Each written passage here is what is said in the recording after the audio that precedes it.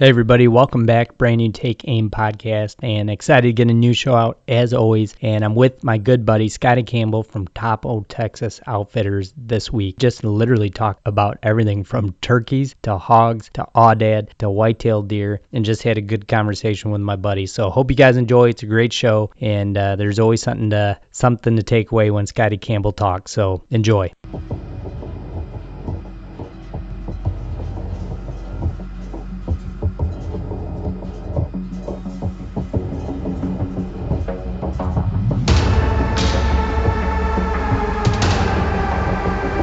Hey now, everybody. We are back and excited to get a new Take Aim podcast done. And with me again today is Scotti Campbell from the Texas Panhandle, TAO Texas Outfitters. What's happening, Scotti? What's going on, Brandon? Thanks for Not having much, me, man. Glad to talk to you. Heck yeah. So go ahead. It's a little different from the last time we talked, isn't it? Oh, yeah, totally. Yeah, you guys were froze up. Oh, we were. We're basically just getting green grass and some nicer weather. It's been raining like crazy down here, or up here, I should say, but tons of rain. It's cloudy and murky today, and it's been like, I think we had one day that hit like 65 and sunny, and it felt like, man, I felt like it was 80 because we haven't had, any kind of heat, so it felt really good. But just starting to get that spring weather, which is really nice, but probably, unlike you guys, you probably had quite a few hot days already. We have, man. We've had a couple days where it was 80 degrees, but we have, like, we never get like March, April rains, very little. If anything, we'll get a snow. I've had probably, I don't know, I've had 4.5 inches of rain this month. Man. Oh, have you really? Yes. Thank the Lord, man. It'll jumpstart these deer, They just started their regrowth, and, man, this grass is like, I've been around some old timers here, some older guys like 70, 80 years old, and said they never remember it being this green, grass being this good this early in the spring. So keep our fingers crossed, man. It's awesome. I know historically over the years when we have talked, I think you've only mentioned rain early in the spring like this twice over the last 10 years probably. So that's pretty cool. It's like, and March is our windy season, March and April, and it's when we usually get most of our prairie fires up here. And, man, knock on wood, there's been no fires, and just it's like it is so green and good right now. This will get us through, like, the bad times in the summer. Wow. Will it really? Yeah, it's all, like 4 inches of rain this month. Well, shoot, man, I only average about 18 inches of moisture a year, period. So, wow. Yeah, you got a ton. We're cooking. Now, do you guys get, or maybe you don't, but we usually do, we'll get so much moisture, like overnight, Scotti, it's like wet. You couldn't even walk through a yard with tennis shoes on because your feet would be soaked. Do you guys get a week or two of that a year where you get a lot of nighttime moisture? Not really, Brandon. Most of the time it's just out here, we're right like on that dry line.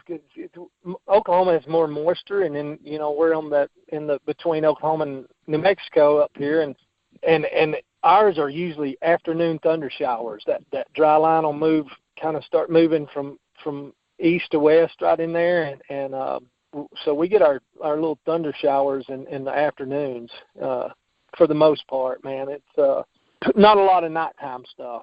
Wow. That's really interesting. Well, speaking of which, I mean, that makes, obviously, you said it earlier in the podcast, it makes for a great growing season for the deer, but do you have a couple deer in mind from last year that you think are going to be real, freaking studs this year? Man, I think so. We had some deer last year. Man, we let one deer get away from us last year, like that we'd seen a couple times that we, how it is when a deer, when that one always gets away, you don't want to put a number on it. Everybody's scared to say, but like maybe 180-inch kind of deer.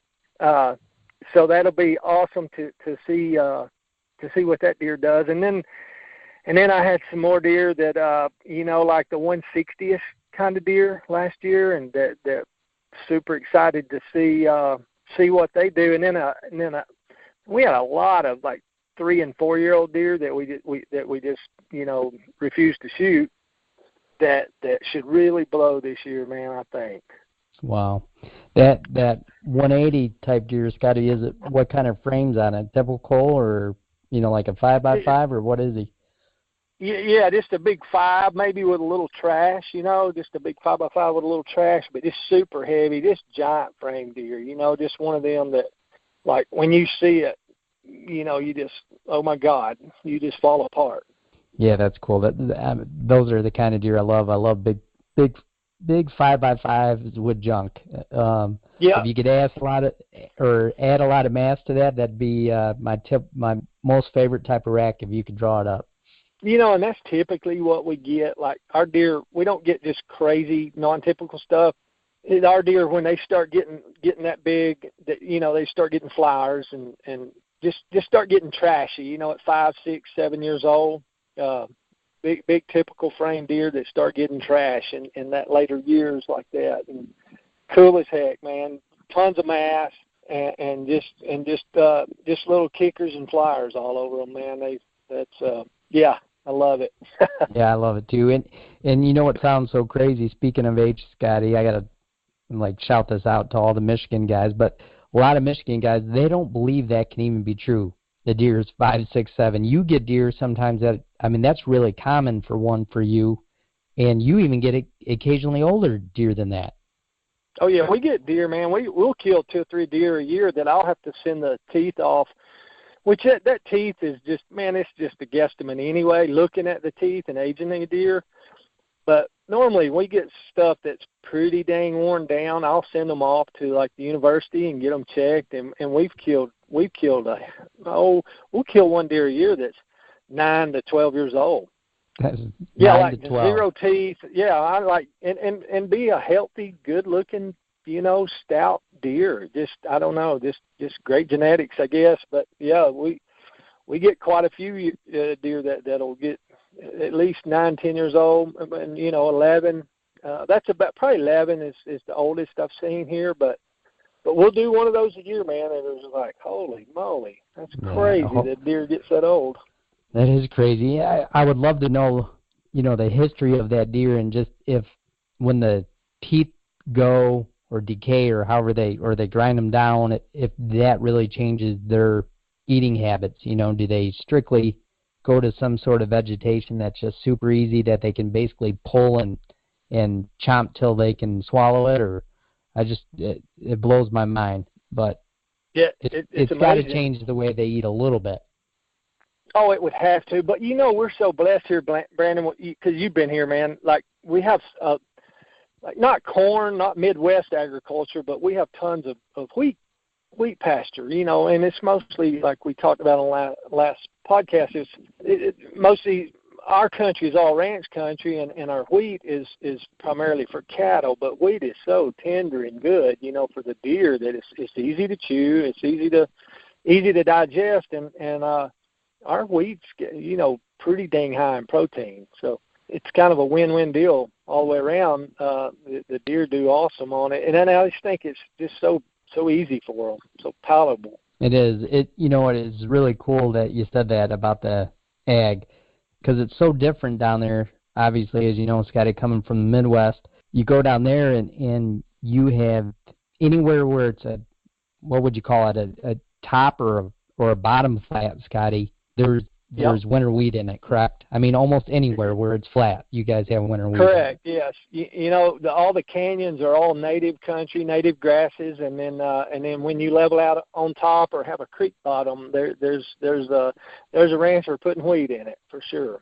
Yeah, and I mean, just to draw the picture for everybody that knows winter wheat, man, it looks like the prettiest.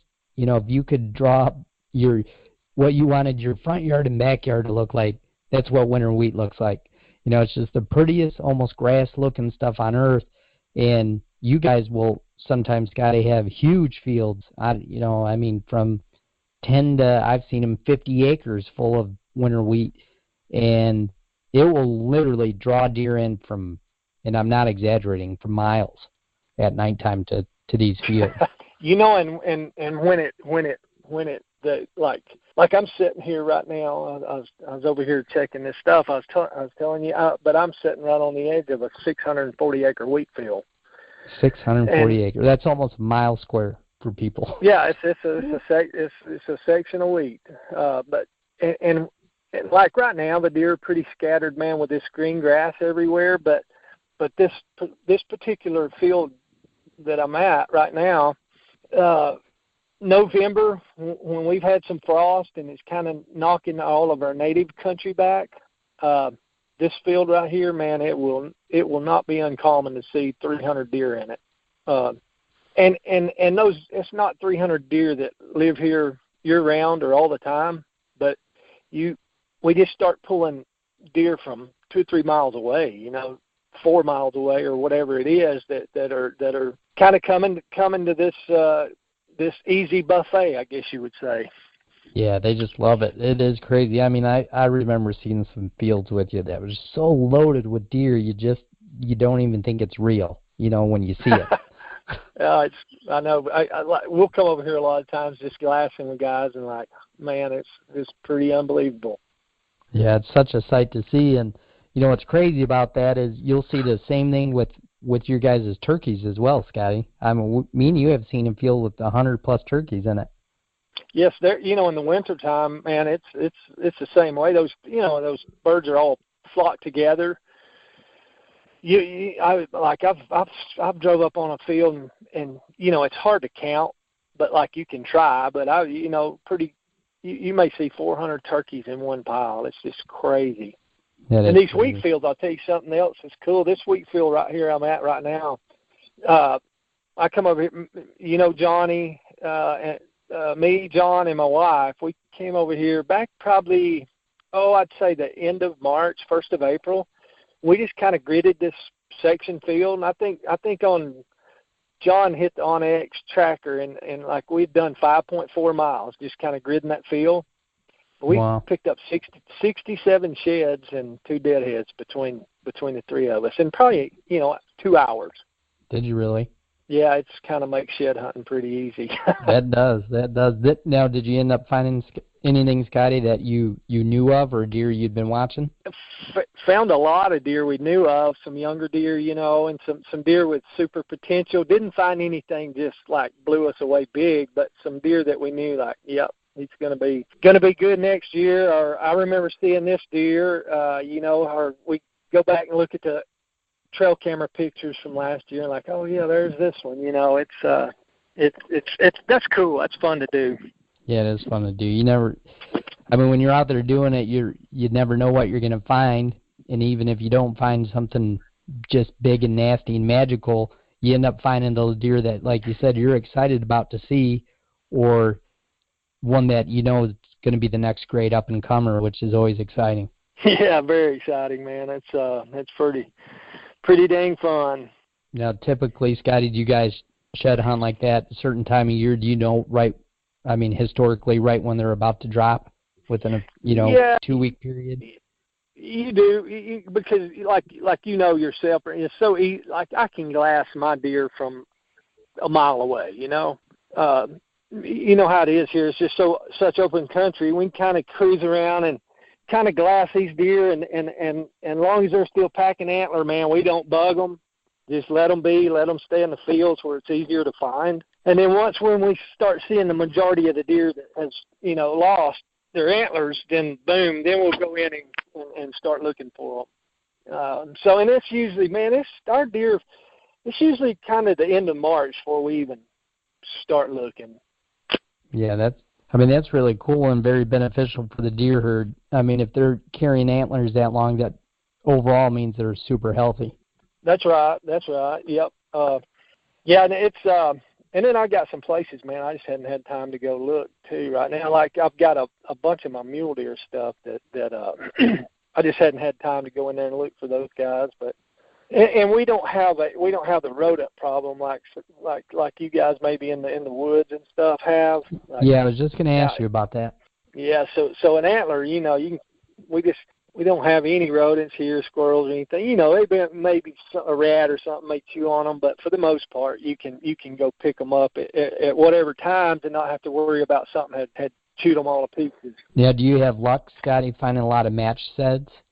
We do, man. Yeah. Do, Brandon. I've had a lot of luck finding match, especially in these wheat fields. Probably that particular day that we found the 67, out of those, they was probably, between the three of us, we probably found 10 match sets that were just, boom, right together. That was pretty cool. And then occasionally a couple of times we'd find they may be 400 yards apart, and you get to putting them together and go, oh yeah, these are matched. So yeah, it's pretty common to find match sets. That's so wild. Yeah, we up here it's the exact opposite. For one, we don't have the buck to doe ratio and the right number, so it's really hard to find any sheds. And on top of that, with what you just mentioned, the rodent problem, if you don't find them right away, they're chomped on, if not completely gone. I mean, the squirrels up here do such damage to sheds; it's unreal. Yeah, man, I see that a lot. I got some buddies there. It's in Georgia and stuff, man. And if they don't get on those sheds right away, they're ruined. They are. I found one nice one years ago. Nice, relatively speaking, for Michigan, like 130-inch side, and it was completely down to the bottom, just paper-thin hair on the main beam, and I just couldn't believe I've never seen a shed that was almost, completely ate up like that. But it was. It just goes to show you what they can do. They can literally disintegrate a shed antler. Like in a super fast too. Man, right away. Them, especially in you guys' world. I guess the squirrels or whatever. Man, I guess they're after that calcium or whatever it is, and it don't take them long, and they're no good. Yeah, that is true. But, I was looking on the famous Instagram, Scotty, and I saw you just freaking swept a big old hog, man. How'd that go down? That was cool, man. I tell you, I like, like aside from deer hunting, I'm a cattle rancher, and so my grass is is super important to me on that aspect too. And right there where I live, man, my country, like at my house particularly, is fairly open. The hogs pass through. They don't just live on me. And probably, it's been a month and a half ago. Actually, a buddy of mine's got a chopper, and he does that predation deal with the flying. And so anyway, long story short, my neighbor and I, we were getting hammered pretty good by the coyotes and the pigs. So my buddy brought his chopper over one morning, and we went around, flew it, and for anybody who has not ever done, like if you've never done that, man, you put it in the bucket list. You talking about fun? Now that is fun. It's got to be so wild. It is, but so back to your question there. We was sitting there yesterday afternoon, pretty late, and I got a spotting scope set up in the front window so I can see everywhere, and I noticed something. It was about a mile away over there. Anyway, we noticed, oh no, there's some pigs. You can see the black over there in the brush. So my wife and I were sitting there, and I was like, come on, let's go. We jumped in the Polaris. I grabbed my bow, and we took off over there and kind of found them and chased this one around. But I probably followed this thing for a half a mile before I could get a shot on it. But anyway, pretty not probably 180-pound pig. Shot it. Of course, let the other ones get away. But this evening it'll be on. Now, what I think's funny, Scotty, when we're hearing you talk about hogs is, I bet you the first year I came down there, which wasn't that long ago, relatively speaking, 10 years ago, you guys didn't have any hogs whatsoever. They're very spotty, and they say there's you got two kinds of land here in Texas. You got land with pigs, or you got land that's going to have pigs. And that's funny. So I didn't have them then, but I got them now. And man, we try to overhaul them because, like for instance, last year in one of my pastures, I had 40 acres of wheat for my cattle, and I don't know what kind of root or whatever it was those pigs were after in that particular field. They didn't really bother some of my other fields, But that particular field, man, you couldn't have hooked up a plow to your tractor and went in there and done more damage than what those pigs done. I mean, like 40 complete acres turned upside down. Well, I have several $1,000s in that wheat. Yeah. And it's for my cattle, and it was like useless, no good. Couldn't do anything with it. No way. So anyway, that's when I'm like, well, I called my buddy. I said, "You ever get a chance to get that chopper up here? Let's do it." And like I enjoy having some pigs around because, man, it makes for year-round practice with your bow. That's fun, but I got pretty pissed at them after they ruined the complete 40 acres. So we called the chopper in, and they can't get away from me in the chopper. No, they can't. They can't. Now, are you at the point, Scotty, where you're seeing them every day to where, if somebody wants they're down hunting with you, that you guys can do a little side action on the hogs? Man, I do. I do, Brandon. I got some buddies who just like me. They're like, man, I got a pig problem. And so I got access to like 4 or 5 different places where friends of mine that if they're not on me, I got some buddies that like, go kill them all. And so it's and we do that, man. I just like John and I or Wes and I, we go pretty regular. We just try to spot and stalk them, get on a high hill, glass them up, and then try, they can't see or hear worth of crap. So you can get pretty close to them, and so anyway, we try to keep our archery skills honed by chasing those pigs around. Yeah, I was just going to mention that in a way, it is such a great game just to become such a great bow hunter. I mean, it might be the best because, like you said, you get to do it in abundance. And when you do anything and put in hours and doing it over and over and getting to hunt something like that, man, you become a really good predator. It's just practice. Like Brian Broderick knows the guy I was talking about, man. I think I heard him talking with you, and it's about time and sending arrows. The more animals you can practice and shoot at and have access to, man, I think it just makes you a better hunter and a better shot. It does. There's no doubt about that at all.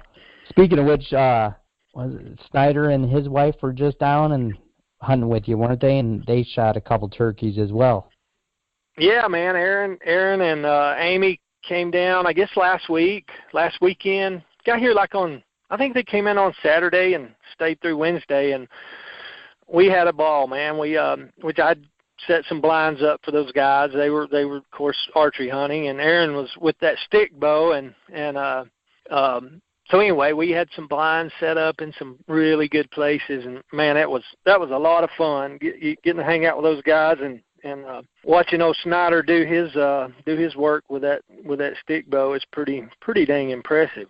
It is. Well, and like Amy can shoot too, man. Really? She's shooting a compound, but like she can launch them. It was very impressive, and on top of it being fun too. Yeah, that's always a blast when you have good people in camp and getting to hunt and see birds and all that. Your birds, Scotty, they're not like a Eastern, are they? They're No, we have Rio Grandes. Rios. Okay, I wasn't sure if you guys had Rio. I for some reason thought they were a little more south for some reason. Nope, we have Rios for sure. Yep. Man, that's super cool. That's a pretty bird. They are beautiful birds, and lots of them, man. And like they're not cracked out like them Eastern birds either. As they're pretty. We don't hunt them that much, Brandon. I don't run just a ton of turkey hunters, and that on top of having a whole lot of birds, so they're not pressured at all, and they're not. I don't want to say they're dumb. They're not dumb, but they're just a whole lot easier to hunt than you guys' birds. Yeah, our birds are just on a different level. I'll say that. It is crazy. I think that's pretty typical around the Midwest in general. I think they get hunted pretty hard. They do. The Midwest, even in the Southeast, which like where John is from, there he like you got to be sharp to get one of them turkeys. Here, it's just not. We'd put the blinds up, and I had them in some I know where the turkeys are always roosting, and I know where they're kind of going to on their feed route, so to speak. And we sort of just get in the middle of the runway there and set some decoys out, and it was fun. Like Aaron got his limit with a recurve, and Amy got her birds. Man, it was just super cool and fun. Now, when's your season come in, Scotty? When's it in, and what's your tags like for, not tags, but what's your limit for non-resident? We get four turkey tags, obviously on a set of license. My season, I'd have to look at the book, Brandon. It comes in like the last Saturday in March. Oh, okay. Like this year, I want to think it was like the 30th or whatever, right there at the end of March. And then it goes out like, it'll go out like in some first week or so in May. I don't know. I don't have the specifics right in front of me, but it's a long season. It's like 6 weeks. Man, so you're right. It was March 30th, and then it goes to when in May? It's like I want to say the 9th, 10th, somewhere in there. It's a good 10, a good full week into May. Wow, that's super cool. So you still have it's a very long season. Yeah, that's crazy. So have you been seeing them out pretty much every day, strutting in the field? Oh yeah. Yeah. Oh yeah, you see turkeys all the time, man. They're in it's just like the deer here, because you've been here. This open rolling plains, and set of binoculars, you can find turkeys almost all. You can almost spot and stalk turkeys here with your bow. That's how I've been hunting them. I hadn't actually shot mine yet, but I have sent some of them day sixes at them. But we just kind of been spot and stalking them using, like, you've seen those. Like the scoot and shoot, or the turkey, like the gobbler fan decoy things. That reapers. You can get behind them and walk. Yep. Yeah, that is fun, man. With a bow, trying to sneak in on them like that. Yeah, that would be a riot, especially down there. That'd be such a riot because you could cover some ground in one of those winter wheat fields. Yeah, you can just you can glass them so far away, man, and you can even, like in your vehicle or a Polaris Ranger or whatever, you can cut a lot of distance off to get, where you're close enough that you don't spook them, but you don't have to walk for 2 or 3 miles and get in on them, and that's pretty dang fun. Yeah, that is fun. That would be a fun hunt, man, to come down there and just focus on turkey reaping them. That would be so much fun. Oh, it is. You need to do it. It's a blast. Heck yeah. Them, you think you're shooting pretty good at the target at the house, and then, man, them turkeys. Of course, you got a little bitty set of vitals right there to shoot at, but it's dang sure it's fun, man. It's a blast, especially with the bow. I wouldn't. I don't care to shoot one with a shotgun personally. Nothing wrong with it, doing it, but just personally, I find it so challenging with that bow, and especially just trying to stalk on them. That it's pretty dang addicting, man. You got to come try it. Yeah, I would love to. Speaking of the shotgun and the bow thing, I don't like to do it very often with a shotgun. I do it every few years, but here we can't hide behind the turkey fan or reap them. It's illegal for whatever reason. So you're only stuck to, bow hunting out of a blind, which the past couple of years I have done. But, we deer hunt so much. When it comes to turkey season, I like to be out running and gunning and not deer hunting them. And so this year I was like, I'm not sitting in the damn blind, pop-up blind. I want to run and gun and cover some ground, and the only way to do that, because you're not going to pull back a bow on a Michigan turkey without cover. And for sure. And so I was just like, I'm taking a shotgun this year just because I want to, like I said, there's something fun about running and gunning, and if you hear one 400 yards away, you get up and go, and if you're in a ground blind, you're there for the whole morning, and that's it, so. Yes. But doing it your way down there, that oh my God, that's the only way I would do it. I would never touch a shotgun ever again. Yeah, it's fun, man. And like I say, I'm not opposed to the shotgun deal at all. And most the majority of the hunters that do come hunting here are super avid turkey hunters, and a lot of them are chasing that slam, and they're in a hurry, get her done, bring shotguns and do it. But like, heck, man, I live here, so it's just, I've got every day I want to go to go just glass some up and try to do a stalk on them, and it's just, I don't know, I'm addicted to it. Yeah, I don't. Kind of like the pigs, man. It's just something we can go shoot something every day. Every day, yeah, that's pretty exciting, no doubt, for sure. And I need all the practice I can get with that archery tackle. Scotti, you're gonna need one of those walk-in freezers before you know it.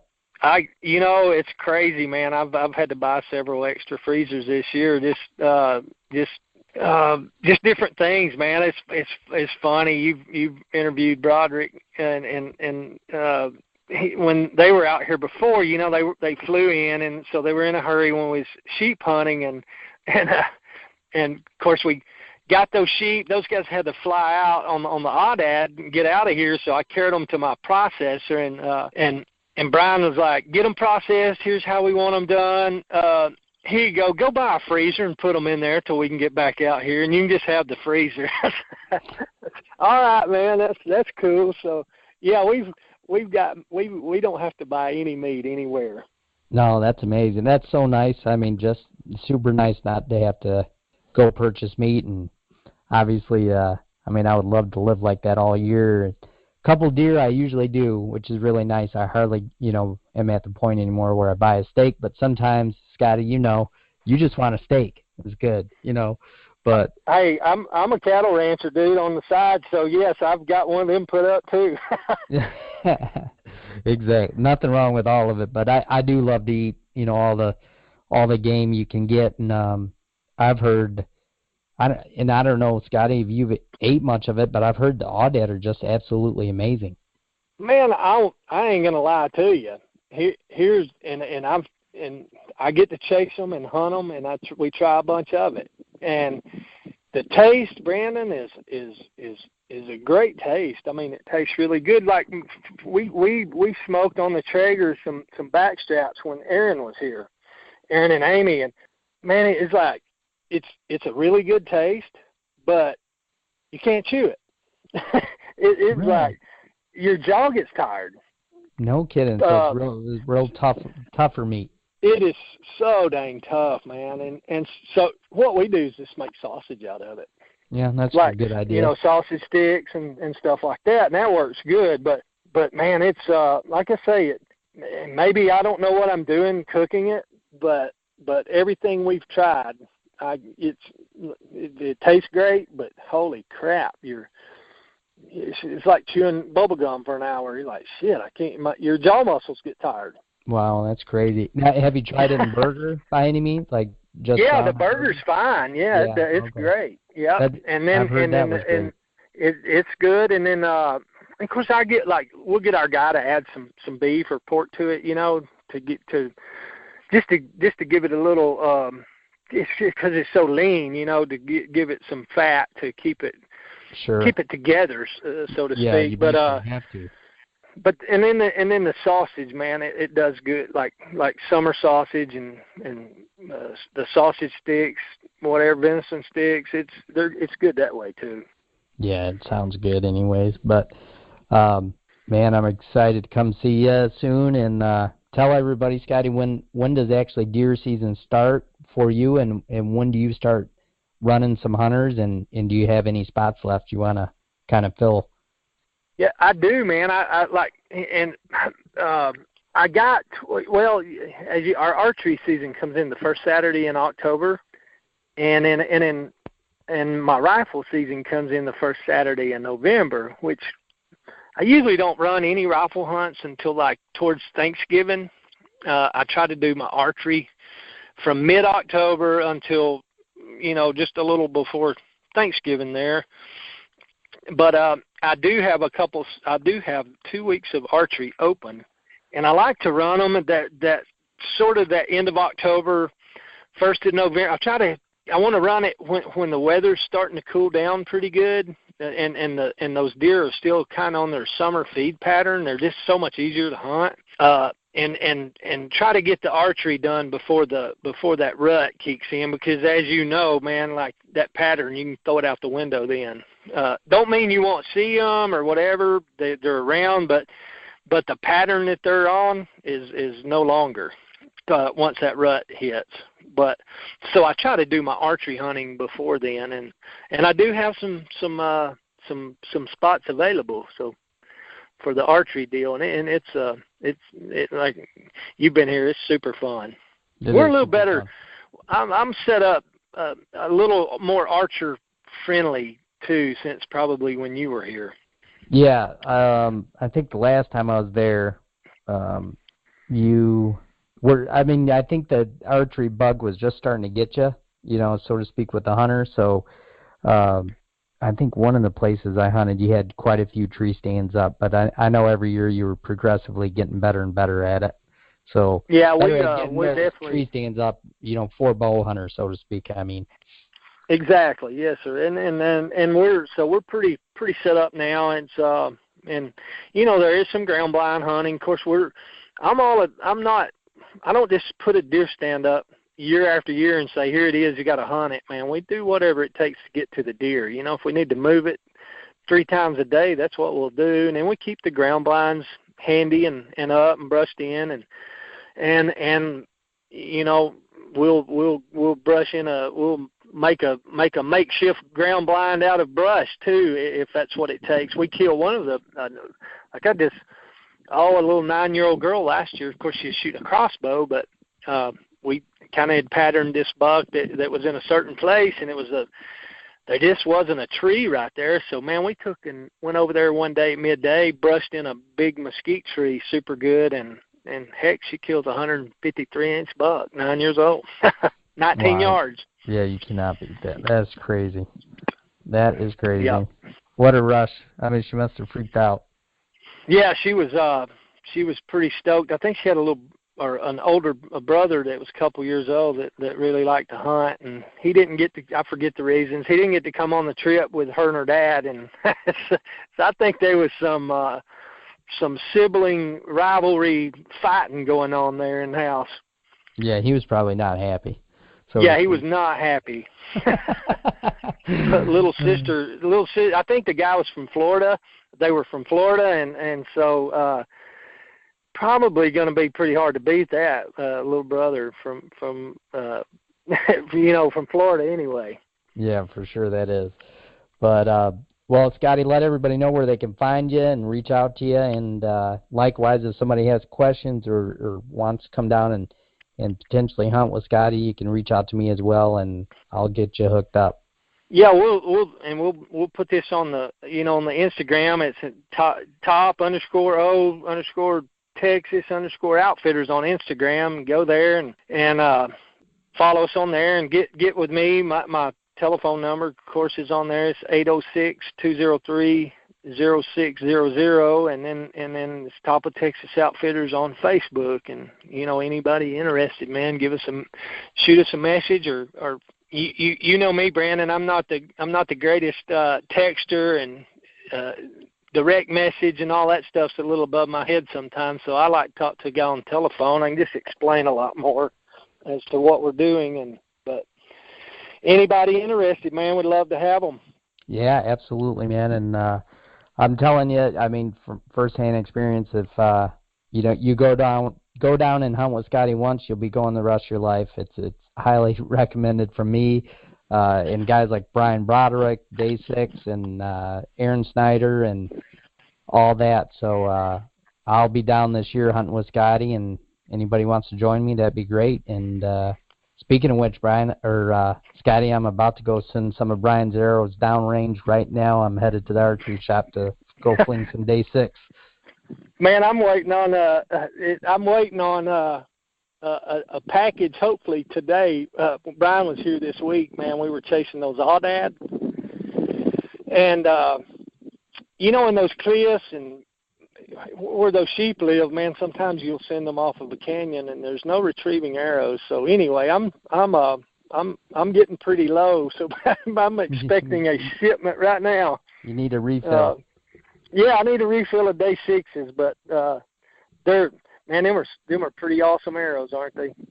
Oh, they're the best, man. And I'm just beyond pleased with how they perform and how they shoot, and I can't wait to start sticking some game with them because I got them right kind of late last year and wasn't able to harvest anything, after I had gotten the arrow. So I'm, hopefully I can get on board here and give Brian some content for him. But just beyond impressed how they shoot, how strong they are, and just how they penetrate. I mean, all the stuff you guys have already talked about, but you, Scotty, have told me, firsthand just how well they do penetrate. I mean, I talk about it, just target-wise, which to me doesn't mean crap, but you're doing it on game, and you've just been beyond impressed. Me and you talk offline all the time about gear, and you've had nothing but amazing things to say about them. And it might be the best hunting arrow ever made, because I mean, the stories you have told me have just blown my mind. Yeah, I'm pretty. I'm like, man, they're. What's crazy, Brandon? Like, I think I was telling you, man. I don't want to sound horrible on your show or unethical, because it was totally not on purpose. But the other day, I was telling you, I shot a pig like it was 38 yards, a pretty good, 150-pound pig. Well, I went through that pig. Well, I didn't see, it was pretty brushy, and I knew there were other pigs there, but I didn't know it would line up like that. So anyway, I was telling you, man, I got 3 pigs with one arrow, one shot. And it was crazy that the penetration of those arrows, and like I'm probably speaking out of turn too, but like Brian and Aaron have been testing those prototype Day 6 broadheads. Wow. Wait till you get your hands on those. Yeah, I'm super excited about those coming out too. But I mean, just what you said a second ago, I mean, just huge props to those arrows that I've never heard of anybody shooting 3 animals in one shot before. With that kind of penetration, I mean, that's unheard of. Yeah, it was like when I walked up there and like, whoa, wait a minute here, man, this what happened? And it was pretty dang crazy. I've never seen it, like that. You blow through those animals. I've blown through them and lost losing arrow that you can't even find. It went through the animal. Wes shot an animal here probably a couple of weeks ago. It went, and I'll tell you this story, and I'm not knocking anything, but there was some buddies of his using the super light arrows with the expandables, and one of the guys shot an aoudad, man, like 4 times in the ding, right in the wheelhouse, with a super light arrow and an expandable broadhead. Well, this sheep walks off 200 yards and goes to feeding. Like, holy moly, man! I mean, like right where you should, like in the 10 ring, where you should shoot an animal. And long story short, Wes is shooting the Day 6s, and he finds one and sends an arrow through it, 35 yards. It goes through this animal, glances off a rock, and man, that arrow went another 100 yards off in a canyon and never found it. And those guys, wow. that was very eye-opening to them right there. And they was like, well, I'm getting online right now and ordering Day 6 arrows. That's crazy. Yeah. So that's what is impressive about it. It's totally revealing when you see it in person and what it does. But yeah, absolutely crazy. Well, super excited about your pigs though. That's such a crazy story. I mean, I can't even believe it still. Yes, it was. They're amazing, and I like that scenario right there with those 3 pigs. I actually cleaned that arrow, grabbed the arrow, cleaned it up, took another one, and had probably taken, I don't know, I probably killed 6 or 7 animals with that same arrow, pigs and whatever here recently. With the same, they're just super durable, man. You can't hardly tear them up. I've never heard of another, arrow being able to do that. 6, 7 animals. I'm trying to think, was it, I don't know, one of the guys in the group, Brian, Aaron, or somebody had ended up shooting maybe it was Brian, like 7 animals before one broke or something like that. It was insane. And it broke from hitting the rock. I mean, so just crazy. Yeah. I mean, like I think with Aaron, when he was here sheep hunting, man, the sheep he had shot, man, I want to say it was like 11 or 12 animals that he'd shot with that same arrow and broadhead this year. You know, it's like that's pretty absurd. That is pretty absurd. So, but anyways, thanks, Scotti, for your time today, and can't wait to see you again, and we'll catch up and have you back on the show anytime you're ready, man. Sounds good. Thanks for having me, Brandon. I enjoy doing it, and hurry up and get down here, man. We'll chase something. I know. I can't wait. So, thanks, Scotti, again. And as you guys know, you can find us every week on the Unfiltered Outdoor app, iTunes, Pod Bros Network, Outdoor Podcast channel, and we'll see you guys next week. Thanks, Scotty. Brandon. Take care, man. Bye-bye.